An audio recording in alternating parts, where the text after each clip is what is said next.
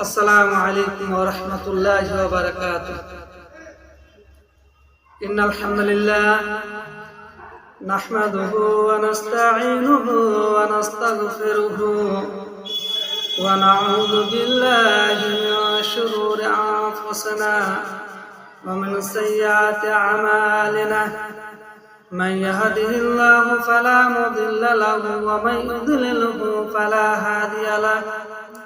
وأشهد أن لا إله إلا الله وحده لا شريك له وأشهد أن محمدا عبده ورسوله. أما بعد فإن خير الحديث كتاب الله وخير الحديث حديث محمد صلى الله تعالى عليه وسلم وشر الأمور محدثاتها وكل محدثة بدعة وكل بدعة ضلالة وكل ضلالة في النار. أعوذ بالله من الشيطان الرجيم. بسم الله الرحمن الرحيم. يا أيها النبي لما تحرم ما أحل الله لك تبتغي مرضات أزواجك والله غفور رحيم. عن أبي هريرة رضي الله تعالى عنه قال قال رسول الله صلى الله عليه وسلم إذا صلت المرأة خمسها وصامت شهرها وحفظت فرجها وأطاعت زوجها قيل لها ادخل الجنة من أي أبواب الجنة شئت. সমস্ত প্রশংসা আল্লাহ, যিনি আমাদেরকে সর্বের সেরা অতি উত্তম করে পৃথিবীর বুকে পাঠিয়েছেন। সেই মহান আল্লাহ তাআলার প্রশংসা করি। সেই মহান আল্লাহর একটি ছোট্ট বাক্য দ্বারা প্রশংসা করি আলহামদুলিল্লাহ। তারপরে পরে আমাদের ধর্মের গুরু আকাই নামদার তাজদার মাদানী আহমদ মুজতবা মুহাম্মদ মুস্তাফা সাল্লাল্লাহু আলাইহি ওয়াসাল্লাম তিনার প্রতি শত সহস্র দুরূদ ও সালাম নাযিল হোক তথা বর্ষিত হোক। আল্লাহুম্মা সাল্লি আলাইহি ওয়া আল্লাহুম্মা বারিক আলাইহি।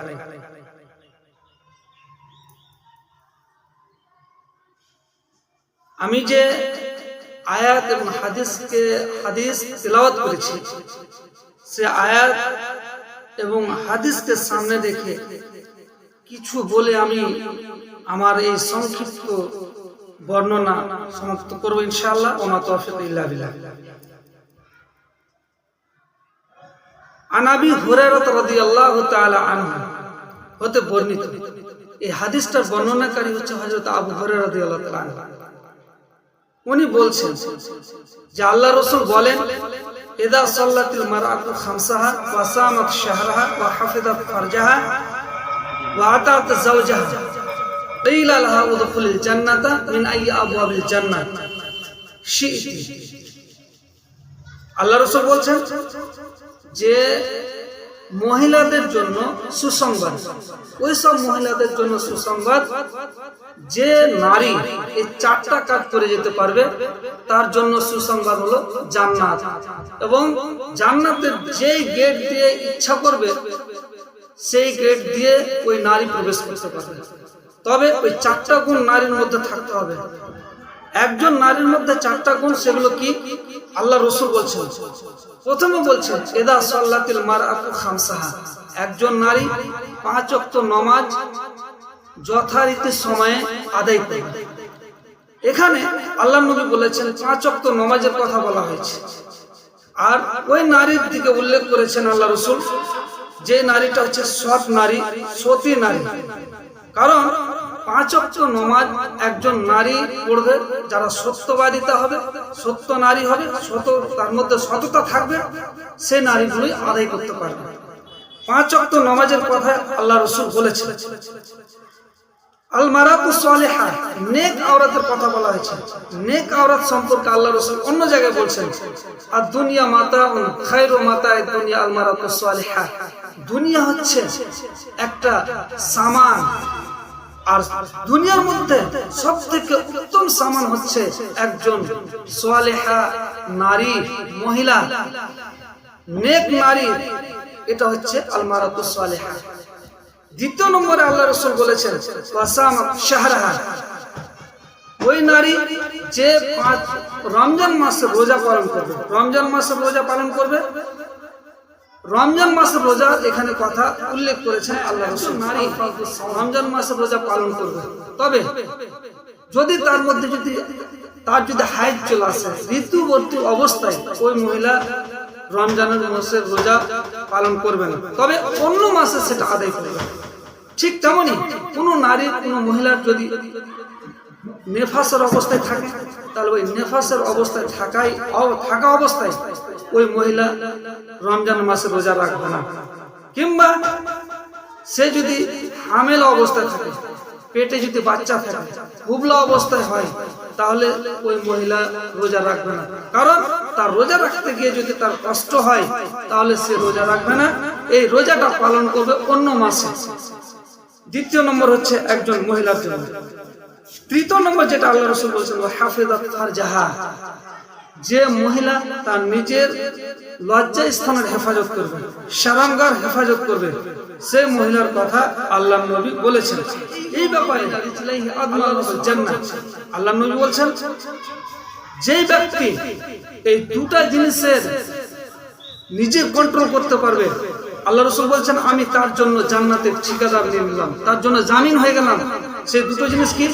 প্রথম যেটা মা বাইনা লাহইহি, মুখের দুই চোয়ালের মধ্যে যে জিহ্বাটা থাকে, উপরে একটা চোয়াল আর নিচের একটা চোয়াল, তার মধ্যখানে যে একটা জিহ্বা আছে, এই জিহ্বাটাকে বোঝানো হয়েছে।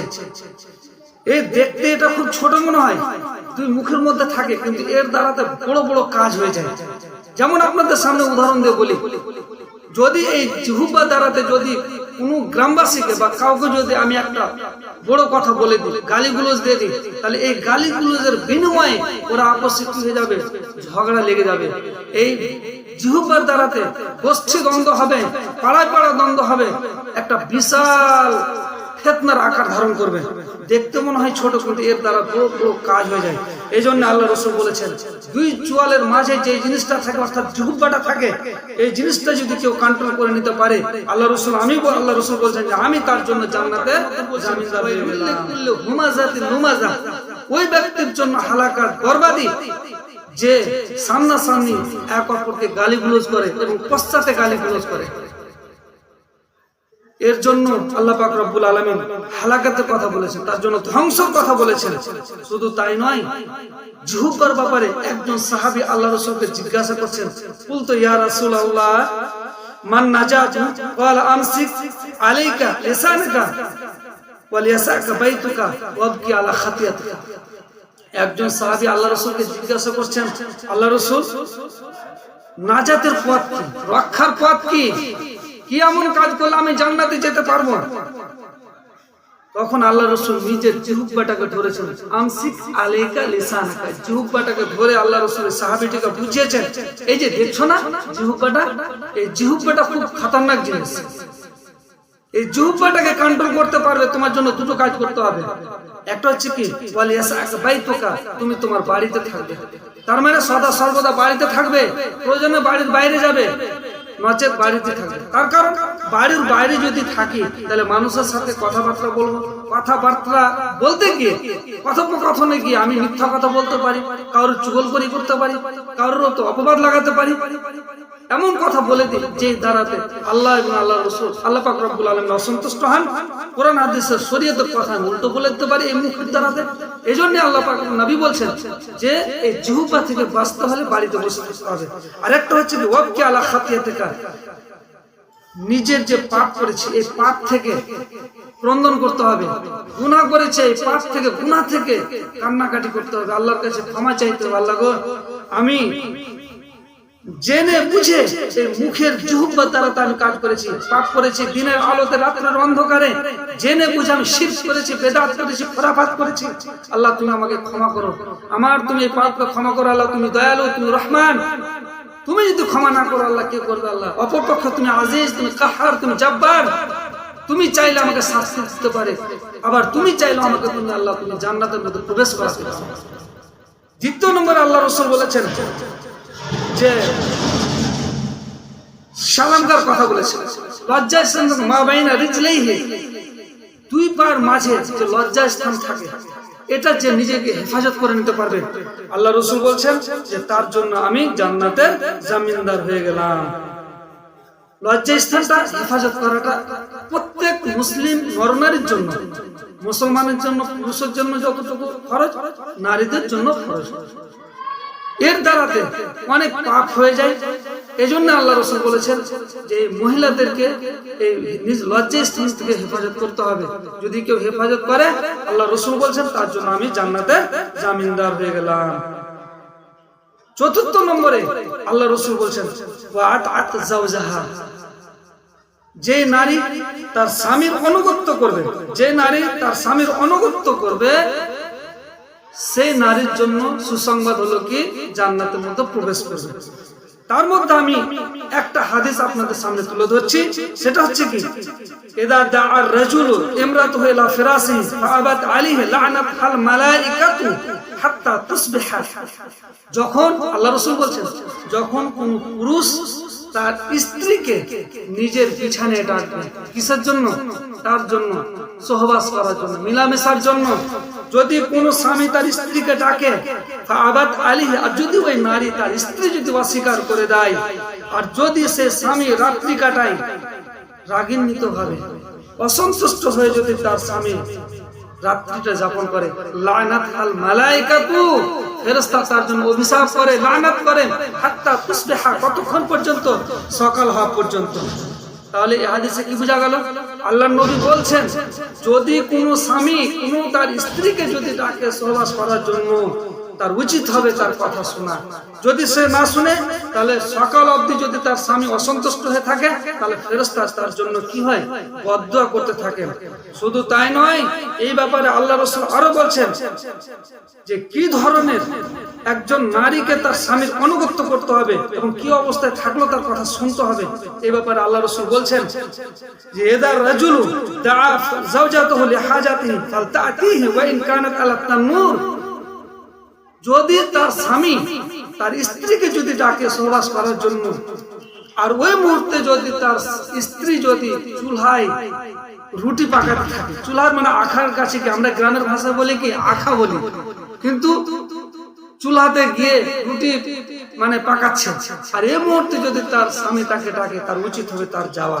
কিন্তু হ্যাঁ, আমি রুটিটা দিয়ে দিলাম খোলাতে আর সেটা পুড়ে যাবে, যদি এইরকম হয়ে যায়, অবস্থা দাঁড়িয়ে যায়, কিংবা যদি আমার পায়ের মনুষ্য থাকে, তাকে খেতে দিতে হবে, সময় পেরিয়ে যাবে, যদি এরকম অবস্থা থাকে, তাহলে তার স্ত্রীর উচিত হবে স্বামীকে বলবে যে ঠিক আছে 10 মিনিট ধৈর্য ধরুন, আমি আসছি, কারণ রুটিটা পুড়ে যাবে, বা হয়তো শ্রমিকরা দাঁড়িয়ে থাকবে, অপেক্ষা করতে হবে, তার জন্য 10 মিনিট অপেক্ষা করিয়ে স্বামীকে সন্তুষ্ট করে এই ধরনের যেন কথা বলে কাটাতে পারে। যদি সে বলে যে আমি যাবো না, এখন কাজ করছি, এ করছি, স্বামীকে যদি রাগ দেখায়, তাহলে আর স্বামী যদি অসন্তুষ্ট হয়ে থেকে যায়, তাহলে সেটা কিন্তু তার জন্য ঠিক হবে না। আল্লাহ রাসূল বলছেন যে ফেরেশতা তার জন্য লানাত করেন এবং আল্লাহ পাকের নবী অসন্তুষ্ট হন এবং আল্লাহ পাক রব্বুল আলামিন অসন্তুষ্ট হন। এই ব্যাপারে আল্লাহ রাসূল আরো বলছেন যে লা তুদি ইমরাতুন যাওজাহা ফি দুনিয়া ইল্লা ক্বালাত যাওজাতাহা ফি মিনাল হুরিল আইন, যখন তার স্ত্রী, কোন নারী যদি তার স্বামীকে কষ্ট দেয়, স্বামী যদি নারী যদি তার স্ত্রীকে কষ্ট দেয়, কিভাবে? যদি দুনিয়াতে কারোর যদি কোনো পুরুষের স্ত্রী থাকে, আপসে যদি ঝগড়া করে, স্ত্রী যদি স্বামীকে গালিগালাজ করে, তাহলে এই নারীর জন্য জান্নাতের হুরেরা বদদুয়া করতে থাকে। জান্নাতের হুরেরা, হুরুল আইন মানে জান্নাতের হুর, দুনিয়াতে যতদিন কারোর স্ত্রী স্বামী যদি জান্নাতি হয়, তাহলে ওই যে নারী তার স্বামীকে কষ্ট দিচ্ছে তার জন্য বদদুয়া করতে থাকে, অভিশাপ দিতে থাকে। জান্নাতের হুরেরা বলতে থাকে, এই দুনিয়ার বুকে যে সব পুরুষের নারীরা আছে, তোমরা শুনে রাখো, তোমরা তোমার স্বামীকে কষ্ট দিও না, কারণ ও তো তোমাদের কাছে ক্ষণিকের জন্য মেহমান আছে। দুনিয়াতে 50 বছর 60 বছর 40 বছর তোমার জন্য মেহমান স্বরূপ গেছে, ও মরলি ওই মানে মৃত্যু হলে সে আমাদের কাছে আসবে, জান্নাতের ফুলের কাছে আছে, তার স্ত্রী আমরা তার জন্য অপেক্ষা করছি। শুধু তাই নয়, আরো বলছেন যে আল্লাহ রাসূল বলছেন আইয়ুমা ইমরাআতিন মাতাত যাওজুহা আলী আনহা রাদিন দাখালাতুল জান্নাহ। যখন কোন নারী যদি মারা যায়, কারো কোনো স্বামীর যদি স্ত্রী মারা যায় আর ওই নারীর যদি স্বামী সন্তুষ্ট থাকে, তাহলে ওই নারী মারা গেলেই জান্নাতের মধ্যে যাবে। তাহলে কি হাদিস দ্বারা বোঝা গেল যে প্রত্যেক নারীর উচিত স্বামীকে সন্তুষ্ট রাখা। যদি সন্তুষ্ট না রাখে, অসন্তুষ্ট রাখে, স্বামী যদি অসন্তুষ্ট হয়ে থাকে, তাহলে ওই নারীর জন্য ইহকাল এবং পরকাল কিন্তু খারাপ রয়েছে। বর্তমান যুগে নারীদের দেখতে পাওয়া যায়, যদি স্বামী যদি স্ত্রীকে কোনো কথা বলে, একটা কথা যদি বলে তো 4টা কথা শোনাবে, একটা কথা বললে 4টা কথা শোনাবে। বর্তমান যুগের নারীরা স্বামীর অনুগত করতে চায় না। এই ব্যাপারে বলি যে একদিনের ঘটনা, হযরত ফাতেমা রাদিয়াল্লাহু তাআলা আনহা আল্লাহ রাসূলকে এসে বলছেন, আব্বুজান, আজকে আপনার জামাই হযরত আলী আমার প্রতি অসন্তুষ্ট হয়ে আছে, নারাজ হয়ে আছে এবং রাত্রি কাটিয়েছেন। আল্লাহ রাসূল ফাতেমাকে বলছেন, ফাতেমা, তুমি আজকে যে কথা বলছো, আজকে রাত্রে যদি তুমি মৃত্যু হয়ে যেত, আমি তোমার জানাজা পড়তাম না। তাহলে আল্লাহ রাসূল নিজের মেয়েকে, নিজের কন্যা ফাতেমাকে কি ধরনের কথা বলছেন? কেন? শুধু স্বামীর অনুগত না করার কারণে। কিন্তু আমরা বর্তমান যুগে কি বলি, যদি এরকম কেউ বলে থাকে, তাহলে ওই সব নারী মেয়ের বাবারা বলে, আরে কি কথা বলছো, আজকে যদি তোমার তালাক দেয়, তাহলে আমি তোমার অন্য কারোর সাথে বিয়ে দিয়ে দেবো। এই ধরনের বাপ গর্ব করে বেটিকে সাহস দেয়, কিন্তু এটা ঠিক নয়। মেয়ের উচিত স্বামীর অনুগত করা। স্বামীর অনুগত কত করা, এই ব্যাপারে আল্লাহ রাসূল বলেছে, লাউ কুনতু আমুরু আহাদান আন ইয়াসজুদা লিআহাদিন লা আমারতু নিসাআ আন ইয়াসজুদনা লিআজওয়াজিহিন্না লিমা জাআলা আল্লাহু লাহুম আলাইহিন্না ফিল হাক্কি। আল্লাহ রাসূল বলছেন যে আমি যদি কাউকে সাজদা করার আদেশ দিতাম, তাহলে তার স্ত্রীকে স্বামীর সামনে আদেশ করতাম সাজদা করার জন্য। কারণ সাজদা শুধু একমাত্র আল্লাহর সামনে করবে, আল্লাহ ছাড়া কারোর সামনে সাজদা করা যাবে না, গায়রুল্লাহর সামনে সাজদা করা যাবে না। যদি সাজদা করা যেত, তাহলে লা আমারতু নিসা আন ইয়াসজুদনা লিআজওয়াজিহিন্না, তাহলে আমি ওই সব নারীকে, স্ত্রীদেরকে স্বামীর সামনে সাজদা করতে হবে। আল্লাহর পরে পরে সাজদা করার আল্লাহ রাসূল বলছে আমি আদেশ দিতাম স্বামী। তাহলে আল্লাহর পরে পরে স্বামীর কতটা কত, তাহলে স্বামীর অনুগত করা যাবে কি যাবে না, একান্ত প্রয়োজন। কিন্তু বর্তমানে আজ কি হয়, স্ত্রীরা স্বামীর অনুগত করতে চায় না। কারণ স্ত্রীরা, মেয়েরা অতি চালাক, নিজেকে চালাক মনে করে, আর এরা অসন্তুষ্ট অল্পতে হয়ে যায়, কানাআত করে না। গল্পটা সহিদের প্রথম আয়াতে, ইয়া আইয়ুহান নাবিয়্যু লিমা তুহাররিমু মা আহাল্লাহু লাক তাবতাগি মারদাত আজওয়াজিকা ওয়াল্লাহু গফুরুর রহিম। আল্লাহ পাক রব্বুল আলামিন নবীকে বলছেন, হে নবী, তুমি কেন ওই জিনিসটা নিজের উপর হারাম করে নিচ্ছ, যে জিনিসটাকে আমি তোমার জন্য হালাল করেছি? শুধু তুমি তাবতাগি মারদাত আজওয়াজিকা, তুমি তোমার স্ত্রীদেরকে সন্তুষ্ট করার জন্য তুমি সেটাকে, হালাল জিনিসকে হারাম করে নিচ্ছ। আল্লাহু গফুরুর রহিম। আল্লাহ পাক রব্বুল আলামিন দয়ালু, পরম দয়ালু এবং ক্ষমাশীল। এই আয়াতটা তরজমা করলাম। এই আয়াতটার প্রেক্ষাপট রয়েছে, এর একটা শানে নজর রয়েছে। এই আয়াতটা কেন অবতীর্ণ হলো, এই ব্যাপারে আল্লাহ রাসূলের স্ত্রী যায়েনব বিনতে জাহশ একটা আল্লাহ রাসূলের স্ত্রী। আল্লাহ রাসূল মাঝে মধ্যে এই স্ত্রীর কাছে যেতেন, আর ওখানে দেখা সাক্ষাৎ করতে গিয়ে উনি মধু খেতে দিতেন।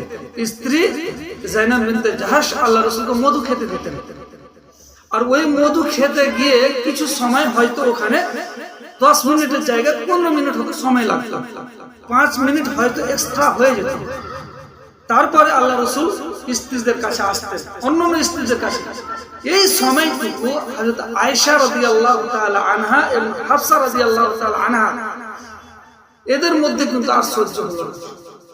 আপসে দুইজনেই পরামর্শ করলো যে আল্লাহ রাসূল যায়েনব বিনতে জাহশের কাছে সময়টা বেশি দিচ্ছেন।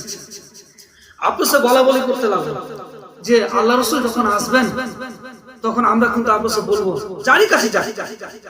হাফসা বলছেন যে আমার কাছে আসুক কিংবা তোমার কাছে যাক, মানে আয়েশার কাছে, যারই কাছে যাবে আমরা কিন্তু বলবো যে আল্লাহ রাসূল আপনি কোথা থেকে আসলেন, আপনি যেন মাগাফির পান করেছেন। মাগাফির হচ্ছে এক ধরনের ফল যেটা খেলে একদম মুখ থেকে একটু গন্ধ বের হয়, মুখ থেকে গন্ধ বের হয়, সে ধরনের একটা ফল। হযরত হাফসার কাছে কিন্তু আল্লাহ রাসূল এসেছেন। হাফসা কিন্তু ওই কথাটি বলছেন, আল্লাহ রাসূল আপনি কোথা থেকে আসলেন, কি খেয়েছেন, আপনার মুখ থেকে এরকম মাগাফিরের গন্ধ আসছে। আল্লাহ রাসূল বলেন, হাফসা আমি এটা মধু খেয়েছি, মধু পান করেছি যায়েনব বিনতে জাহশের কাছে, তাছাড়া আমি অন্য কিছু যেটা বলছেন সেটা কিন্তু আমি করিনি, খাইনি। কিন্তু না, হাফসা বলছেন না এটা হয়েছে, আপনি এটা খেয়েছেন।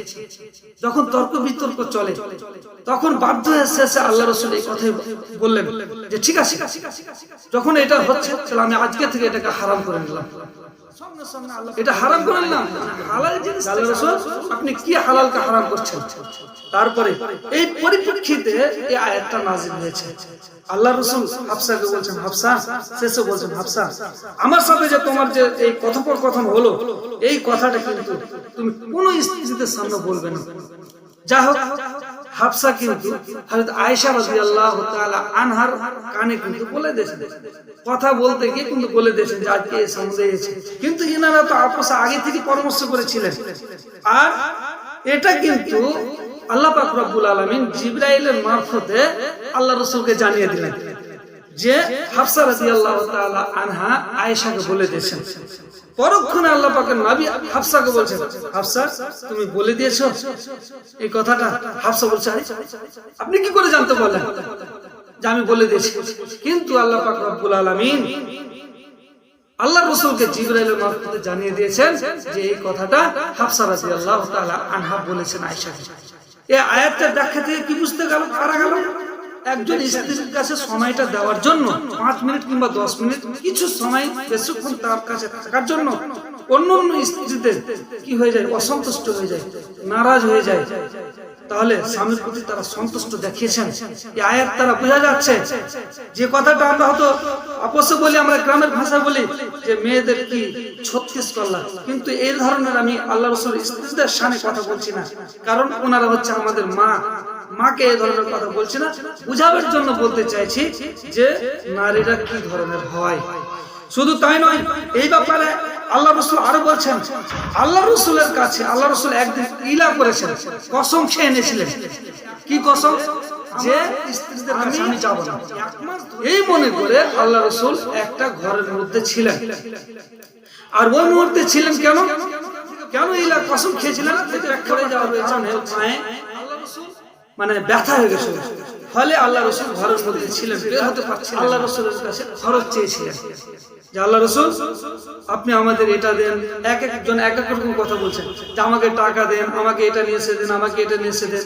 এভাবে যখন কথা বলেছে আল্লাহ রাসূল অসন্তুষ্ট হয়ে, দুঃখে ব্যথিত হয়ে, ব্যথায় ব্যথিত হয়ে কসম খেয়ে আল্লাহ রাসূল ঘরের 29 দিন হয়েছে। একজন সাহাবী বলছেন যে আল্লাহ রাসূল 29 দিন, আপনি তো 30 দিনের কসম খেয়েছেন এক মাসে, তো 29 দিন হয়ে গেল, আপনি কেন বেরিয়ে গেলেন? আল্লাহ রাসূল বলছে, আরে তোমরা জানো না আরবি মাস 29 দিনেরও হয়, তার জন্য আমি বেরিয়েছি। এবারে আল্লাহ রাসূল একদিন সমস্ত স্ত্রীদের নিয়ে বসে আছেন বাড়িতে, আর এই মুহূর্তে গেট, আল্লাহ রাসূলের গেটের বাইরে পুরুষ মহিলা সবাই বসে আছে, অনেক বসে আছে। আবু বকর এসে গেটে দস্তক দিচ্ছেন, মানে ঠকঠকাচ্ছেন যে গেটটা খুলুন। যাই হোক, আল্লাহ রাসূল পারমিশন দিলেন, হযরত আবু বকর রাদিয়াল্লাহু তাআলা আনহু ভিতরে প্রবেশ করলেন। তারপরে হযরত উমর রাদিয়াল্লাহু তাআলা আনহু চলে এসেছেন, উনিও চাইলেন, অনুমতি চাইলেন ভিতরে ঢোকার জন্য। আল্লাহ রাসূল অনুমতি দিয়ে দিলেন হযরত উমর রাদিয়াল্লাহু তাআলা আনহুকে, ভিতরে দুইজনে গেলেন। যাওয়ার পরে দেখছেন যে আল্লাহ রাসূল মাঝখানে আর স্ত্রীরা চারিপাশে বসে আছেন। হযরত উমর ভাবছেন যে আল্লাহ রাসূল অসন্তুষ্ট, এই মুহূর্তে আমি যদি আল্লাহ রাসূলকে সন্তুষ্ট করতে পারি তাহলে আমার একটা সাদকা হবে। আমি আল্লাহ রাসূলকে সন্তুষ্ট করার জন্য একটা কথা বললাম এবং সত্যটাকে প্রকাশ পাবে এবং সত্য কথাটা আল্লাহ রাসূল বলবেন। আমি তো সরাসরি জিজ্ঞাসা করতে পারছি না, তবে এই কথাটা এমন একটা কথা বলবো যে কথাটা আল্লাহ রাসূল মুসলিমেরা হাসবেন এবং পরক্ষণে বলবেন যে হ্যাঁ, এই ঘটনার পরিপ্রেক্ষিতে আমি অসন্তুষ্ট হয়ে বসে আছি। যাই হোক, হযরত উমর রাদিয়াল্লাহু তাআলা আনহু বলছেন যে আল্লাহ রাসূল, আজকে যদি খারেজার বেটি অর্থাৎ আমার স্ত্রী যদি আমার কাছে মেরে হেসেছেন, তারপর আল্লাহ রাসূল বলছেন, হযরত উমর, আল্লাহ রাসূল উমরকে বলছেন এবং আবু বকরকে বলছেন, আজকে আমি অসন্তুষ্ট হয়ে বসে আছি, তার কারণ হলো কি, এই প্রেক্ষাপটের পিছনে যে কারণটা হলো এটাই যে আমার পাশে যে স্ত্রীরা বসে আছে এরা আমার কাছে খরচ চাইছে, নাফকা চাইছে, যেটা আমার পক্ষে বহন করাটা অসম্ভব। হয়তো চাইছে 10 টাকা, যেমন এই কথাটা বলা, হযরত আবু বকর সিদ্দিক রাদিয়াল্লাহু তাআলা আনহু দাঁড়িয়ে গিয়ে নিজের মেয়ে হযরত আয়েশা রাদিয়াল্লাহু তাআলা আনহাকে মারতে লেগেছেন। হযরত উমর রাদিয়াল্লাহু তাআলা আনহু নিজের মেয়ে হযরত হাফসা রাদিয়াল্লাহু তাআলা আনহাকে মারতে লেগেছেন। মারার পরে শেষে আল্লাহ রাসূল বলছে, আচ্ছা ছেড়ে দেন, ছাড়েন। সবাই বিচার মীমাংসা হওয়ার পরে, বিচারটা হওয়ার পরে, কথোপকথন শোনার পরে সমাধা হয়ে গেল, সবাই বাড়ি চলে গেল। আল্লাহ রাসূল আয়েশাকে জিজ্ঞাসা করছেন পরে, আয়েশা, তোমাকে আমি একটা কথা বলবো। বলছি, বলুন, কি বলছেন? তবে হ্যাঁ, আমি যে পরামর্শটা চাইছি সেটা কিন্তু তুমি চট করে উত্তর দিবে না, ভাবনা চিন্তা করে উত্তর দিবে। প্রয়োজন পড়লে তুমি তোমার বাবার কাছ থেকে পরামর্শ করে আমাকে প্রশ্ন উত্তরটা দিবে। বলছে, আল্লাহ রাসূল, আপনি বলুন, কি বলছেন? আল্লাহ রাসূল বলছেন, আয়েশা রে, আজকে যে তোমার সাথে যে ঘটনাটা ঘটেছে, তো তুমি দুনিয়াকে প্রাধান্য দিচ্ছ না আখিরাতকে প্রাধান্য দিচ্ছ? যেমন এই কথাটা বলা, আয়েশা বলছেন, আল্লাহ রাসূল, মানে আখিরাতকে প্রাধান্য দিচ্ছি। আজকে হয়তো আমরা 100 বছর, 40 বছর, 60 বছর বেঁচে থাকবো, তো দুনিয়ার জীবনকে আমি প্রাধান্য দিই না, মানে আখিরাতের জীবনটাকে আমি প্রাধান্য দিই। সঙ্গে সঙ্গে উত্তরটা দিয়েছেন। আল্লাহ রাসূল আয়েশাকে কথাটা কেন জিজ্ঞাসা করলেন? এই জন্য জিজ্ঞাসা করেছেন, সব স্ত্রীদের চাইতে সব থেকে অল্প বয়সী হচ্ছে, অল্প বয়সী স্ত্রী আল্লাহ রাসূলের হযরত আয়েশা ছিলেন। বলা যায় না, পরামর্শ এই জন্য করতে বলেছিলেন যে তুমি যদি চট করে একটা সিদ্ধান্ত, হয়তো ভুল সিদ্ধান্ত নিয়ে নিবে, তার জন্য তুমি তোমার বাবার কাছ থেকে পরামর্শ নিয়ে তুমি সিদ্ধান্তটা গ্রহণ করবে। এই জন্য আল্লাহ রাসূল আয়েশাকে এই কথাটা বলেছিলেন। আর আয়েশা কিন্তু আল্লাহ রাসূলকে পরক্ষণে একটা কথা বলেছিলেন যে, আল্লাহ রাসূল, আমাকে যে প্রশ্নটা করেছেন এই প্রশ্নটা আর আপনি অন্য অন্য স্ত্রীদের করিয়েন না। কারণ আল্লাহ রাসূল সঙ্গে সঙ্গে উত্তর দিয়ে দিলেন, আয়েশা, তুমি যে কথাটা বলছো সেটা নয়। আমাকে যদি কোনো স্ত্রী জিজ্ঞাসা করে আমি অবশ্যই উত্তর দেব, কারণ আমি দুনিয়াতে এসেছি মানুষের সাথে সৎ ব্যবহার করার জন্য, আসানি করার জন্য, সহজ করার জন্য, কঠিন করার জন্য নয়। আয়েশার উদ্দেশ্য ছিল, আয়েশার কি উদ্দেশ্য ছিল? আল্লাহ রাসূলকে নিষেধ করা, যে আপনি কারোর সামনে বলিয়েন না। এই জন্যই বলেছেন যে আমি হয়তো যে সঠিক উত্তরটা দিলাম, তারা যদি সঠিক উত্তর না দেয়, তাহলে হয়তো আল্লাহ রাসূল অন্য কোনো ব্যবস্থা নেবেন, হয়তো তালাক দিয়ে দেবেন, আর কিছু হবে, তাহলে আমরা কম সংখ্যক থাকবো, আমরা আরামের জীবন যাপন করবো। এই জন্য আয়েশা নিষেধ করেছিলেন আল্লাহ রাসূলকে অন্য স্ত্রীদের বলতে। তাহলে হাদিস দ্বারা কি বোঝা গেল? যে হাফসা এবং আয়েশা রাদিয়াল্লাহু তাআলা আনহা কি ধরনের মানে ব্যবহারটা আল্লাহ রাসূলের সাথে করেছিলেন এবং অন্যান্য স্ত্রীরা কি ধরনের করেছিলেন, যাতে আল্লাহ রাসূল অসন্তুষ্ট হয়েছিলেন। শেষে আয়েশা কি বলছেন? অথচ আল্লাহ রাসূলের সমস্ত স্ত্রীদের মধ্যে সবচেয়ে বিচক্ষণতা হযরত আয়েশার মধ্যে ছিলেন, অথচ আয়েশা বলছেন যে এই কথাটা অন্যান্য স্ত্রীদের বলবেন না। কি ধরনের মহিলাদের দিমাগ, ব্রেন চলে। তাহলে শেষে আল্লাহ রাসূল ওই হাদিসটার মধ্যে বলছেন যে মিনা ইয়া আবওয়াবিল জান্নাহ, যদি এই 4টা কাজ হাদিসটার মধ্যে এসেছে যে 4টা কাজ যদি কোনো নারী করে যেতে পারে, আল্লাহ রাসূল বলছেন জান্নাতে যেই গেট দিয়ে চাইবে ও প্রবেশ করতে পারবে। জান্নাতে 8টা গেট রয়েছে, 8টা গেট রয়েছে, 8টা গেটের মধ্যে ওই নারী যেই গেট দিয়ে চাইবে ইচ্ছা করবে প্রবেশ করতে পারবে। তাহলে জান্নাতের 8টা গেট, সেগুলো আমাকে জেনে নিতে হবে। প্রথমে যেটা জান্নাতের গেট এসছে সেটা হচ্ছে বাবুস সালাত। এটা হচ্ছে জান্নাতের একটা গেটের নাম। যে 5 ওয়াক্ত নামাজ সুন্নাতের সাথে পাবন্দির সাথে পড়বে, সে এই বাবুস সালাত জান্নাতের গেট দিয়ে প্রবেশ করবে জান্নাতের মধ্যে। দ্বিতীয় নম্বর হচ্ছে বাবুল জিহাদ, যে আল্লাহর রাস্তায় জিহাদ করতে গিয়ে শহীদ হয়ে গেছেন, সে শহীদী ব্যক্তি জান্নাতের মধ্যে বাবুল জিহাদ গেট দিয়ে প্রবেশ করবে। তৃতীয় নম্বরে আল্লাহর নবী বলছেন বাবুর রায়্যান, যারা রোজা রাখবে, রোজা পালন করবে, ওই ব্যক্তি যদি জান্নাতে যায় তাহলে বাবুর রায়্যান গেট দিয়ে জান্নাতের মধ্যে প্রবেশ করবে। চতুর্থ নম্বর বাবু সাদাকা, সাদকা করবে যে ব্যক্তি, দান খায়রাত করবে, ওই ব্যক্তি জান্নাতের মধ্যে প্রবেশ করবে বাবু সাদাকা নামক গেট দিয়ে। পঞ্চম নম্বর হচ্ছে বাবু তওবা, জান্নাতের যেটা পঞ্চম নম্বর গেট রয়েছে যেটা বাবু তওবা, তওবা তাহলিল করবে, সবসময় আল্লাহর জিকির আজকার করবে, আল্লাহকে বলে স্মরণ করবে, ভুল হলে পাপ হলে সেগুলো আল্লাহর কাছে তওবা করবে যে ভবিষ্যতে আর করবো না, এরকম তওবা, খালিস তওবা যদি করে ওই ব্যক্তির জন্য আল্লাহ পাক নবী বলছেন জান্নাতে যাবে বাবু তওবা গেট দিয়ে। ষষ্ঠ নম্বর বাবু বিররিল ওয়ালিদাইন, বাবু বিররিল ওয়ালিদাইন, ওই ব্যক্তি ওই নারী জান্নাতের মধ্যে প্রবেশ করবে যারা বাবা মার খিদমত করবে, বাবা মার অনুগত্য করে সন্তুষ্টিতে যদি কেউ জান্নাতে হয় নামক গেট দিয়ে ও জান্নাতের মধ্যে প্রবেশ করবে। সপ্তম নম্বর যেটা বাবু জিকির আজকার করবে, 5 ওয়াক্ত নামাজের পর বসে জিকির আজকার করবে, তওবা তাহলিল করবে। যদি এই রকম কেউ করে থাকে আর যদি তার ভাগ্যে জান্নাত লেখা থাকে, আল্লাহ নবী বলছেন বাবু জিকির জান্নাতের গেট দিয়ে প্রবেশ করবে। অষ্টম নম্বর বাবুল মুতাওয়াক্কিলিন, যারা ভরসা করবে আল্লাহর প্রতি, ওই ব্যক্তি জান্নাতের মধ্যে প্রবেশ করবে বাবুল মুতাওয়াক্কিলিন গেট দিয়ে। এতক্ষণ আমি আপনাদের সামনে যে বললাম এই হাদিসকে সামনে রেখে 4টা পয়েন্টের উপরে যেন সঠিক আমল করতে পারি, এই যেন তৌফিকটা দেন। সকল বলেন আল্লাহুম্মা আমিন।